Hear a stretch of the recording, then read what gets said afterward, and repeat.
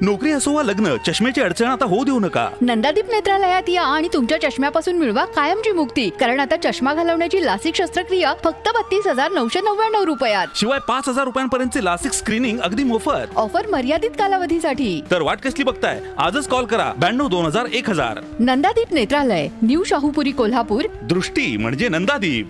सर्व निरीक्षकांनी तात्काळ कामात सुधारणा करावी, अन्यथा कडक कारवाई केली जाईल.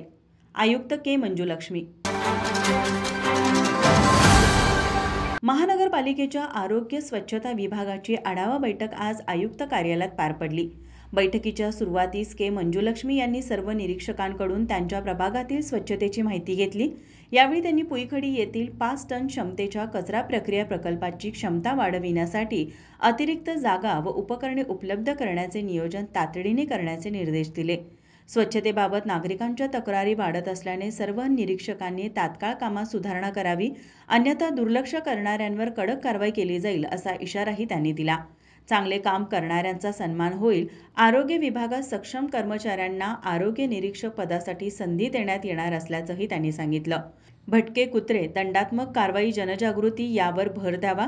शहरातील भटक्या कुत्र्यांच्या तक्रारी वाढत असल्याने डॉग स्क्वॉडच्या शस्त्रक्रियेचे अहवाल तातडीने सादर करण्याची सूचना सहाय्यक आयुक्तांना देण्यात आल्या. उघड्यावर कचरा टाकणाऱ्यांवर कठोर दंडात्मक कारवाई करत संबंधित ठिकाणी त्यांचे फोटो प्रदर्शित करावेत. तसेच वाहनातून कचरा टाकणाऱ्यांची छायाचित्रे आरटीओकडे पाठवून त्यांच्या परवान्याबाबत कारवाई करावी असेही निर्देश देण्यात आले. शहरातील सार्वजनिक शौचालयांच्या दुरुस्तीसाठी प्रत्येक विभागीय कार्यालयाला 20 लाखांचा निधी मंजूर करण्यात येत असून आज सायंकाळपर्यंत इस्टिमेट सादर करण्याचे निर्देश शहर अभियंता यांनी दिले. तसेच शहरातील उद्यानांसाठी स्वतंत्र माळी नियुक्त केला जाणार असून रंकाळ्यावर वाढत्या पर्यटकांच्या पार्श्वभूमीवर अधिक स्वच्छता कर्मचारी देण्यात येतील. यासाठी स्वतंत्र आरोग्य निरीक्षक नियुक्तीचे निर्देश दिले. गवत कापणीसाठी गवत कटिंग मशीन व ड्रेनेज विभागासाठी रॉडिंग खरेदी करण्याचा प्रस्ताव सादर करण्याच्या तसेच स्मशानभूमीसाठी तात्काळ आवश्यक साहित्य खरेदी करण्याच्याही सूचना देण्यात आल्या. त्याचबरोबर स्मशानभूमीतील स्टोरेज व इतर सुविधेबाबत आजच कारवाई करण्याचे निर्देश आयुक्त के. मंजुलक्ष्मी यांनी दिले.